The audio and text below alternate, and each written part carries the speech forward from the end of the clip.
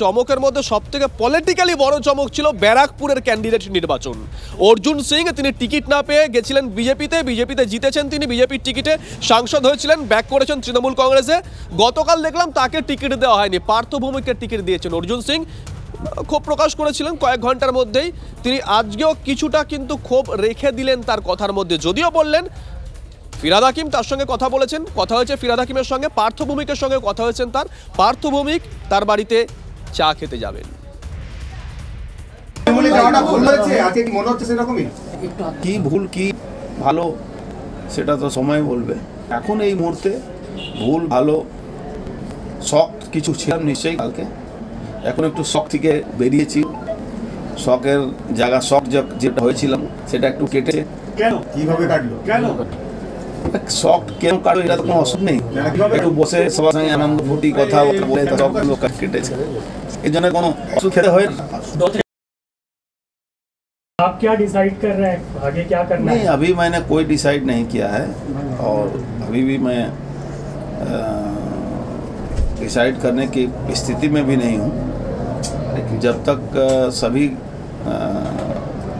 Situation को observe हम नहीं कर लेते हैं और जो बबीदा हमको जो बात बोले हैं उसके बारे में भी हम अपने लोगों से चर्चा करेंगे, उसके बाद ही कोई डिसीजन। সঙ্গে আজকে টাইম করেছিল কিন্তু আজকে বিজি আছে, তো হয়তো কালকে আমার সঙ্গে কি বলেছে আমার বাড়িতে এসে কথা বলবে, চায় খাবে, গল্প করবো।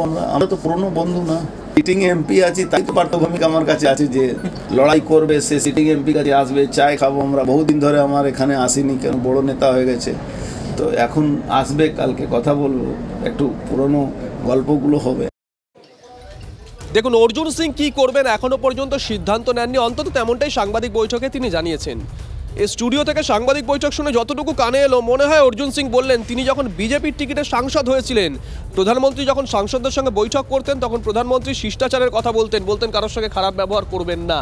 অর্জুন সিং বোধহয় আজকে অক্ষরে অক্ষরে সেটাই পালন করছেন।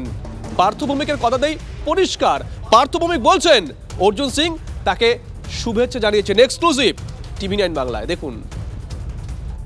অর্জুন সিং কতটা বড় কাটা ব্যারাকপুর লোকসভা কেন্দ্রের জন্য? বিরোধিতা তো একটা ছিল, এটা তো অস্বীকার করে লাভ নেই। যারা 21-এর লড়াই করেছিল তাদের সাথে ওর লড়াইটা একদম ব্যক্তিগত পর্যায়ে চলে গেছিল। এদের আমি এনেছিলাম এবং এরা এদের আনাটা যে যথার্থ ছিল সেটা পরবর্তীকালে প্রমাণ করেছে। এরা সামনে দাঁড়িয়ে লড়াই করে প্রমাণ করেছে যে ব্যারাকপুরটা মমতা ব্যানার্জি। এরা দুজন, বিশেষ করে তিনজন, সোমনাথ শ্যাম, সুবোধ অধিকারী আর মঞ্জু বসু তো আপনারা প্রত্যেকেই জানেন, ইভিন রাজ চক্রবর্তী অবধি, তারা কেউ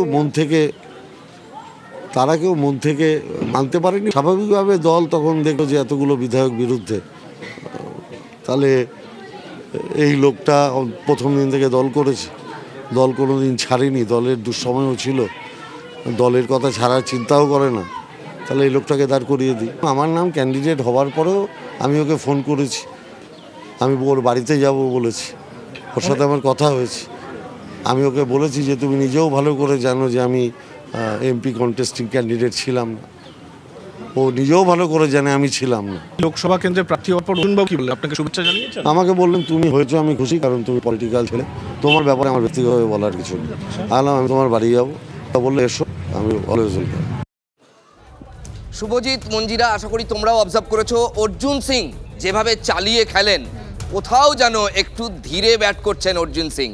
ভবিষ্যতের জবাব তিনি নিঃসন্দেহে ভবিষ্যতে দেবেন, সেটা বুঝিয়ে দিয়েছেন। ক্ষোভ যে নেই এমনও নয়, ক্ষোভও বুঝিয়ে দিয়েছেন, কিন্তু ধীরে চলছেন অর্জুন সিং, কোনো হটকারিতা নয়।